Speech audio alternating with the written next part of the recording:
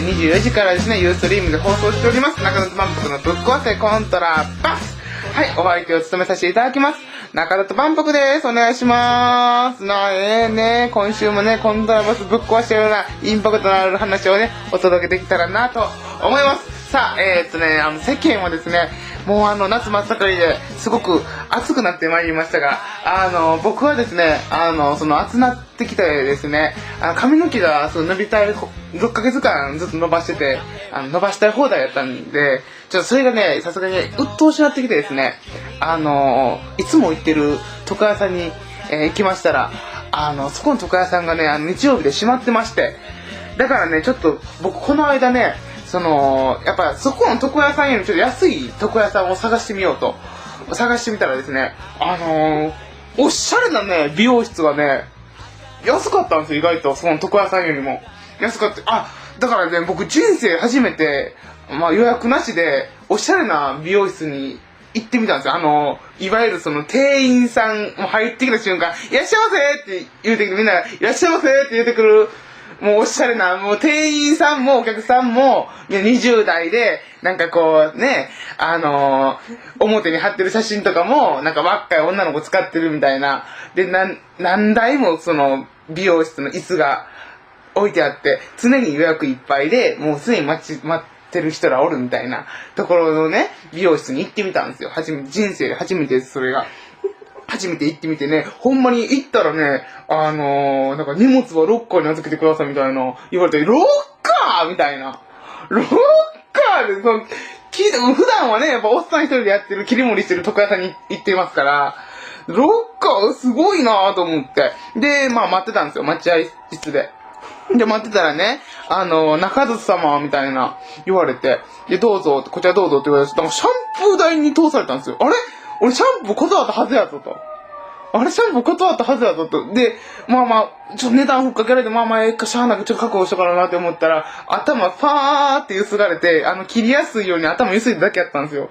で、それで、メガネつけていったんですよ。普段コンタクトしてるんですけど、その日は、なんもなかったんで、メガネかけていって、で、メガネを預けて、で、ちょっとここ座って待っててくださいって、カット台に座らされて待ってたら、雑誌を置いてくれて、やっぱおしゃれな雑誌をね、置いてくれるんだと思って、雑誌を見ながら来てくれるんだと思って雑誌見たら、おしゃれすぎて、ヘアモデルのとか、おしゃれすぎてもう興味持てなかったんですよ。興味持てなくて、で、戻したら、別に店員さん気遣ってくれて、呼んでもいいですよ、みたいな言われたんですけど、さすがに興味ないですって、とは言えないから、メガネ外してるんで字が見えないんですって言って断ったらですね、髪切ってる間やっぱ店員さんおしゃれやからさ、トークしてくれるわけですよ。もうそのトークの開口一番が、どれぐらい目見えないんですかって、嘘ついたところを、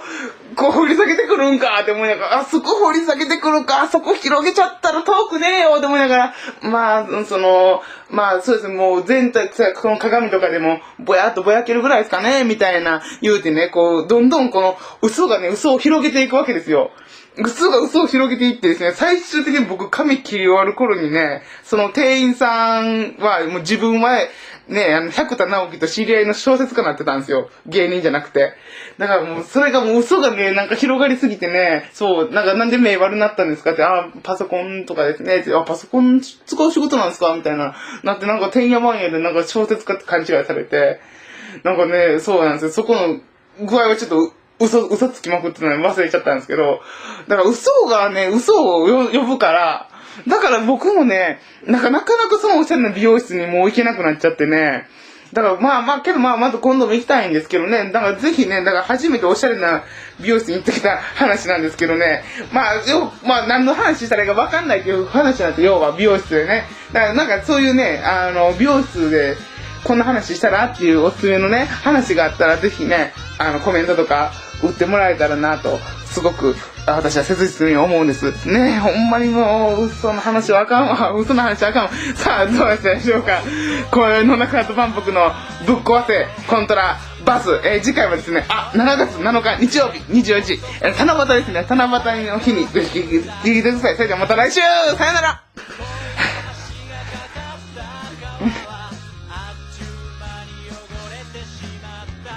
当たって砕けて割ったれ君がい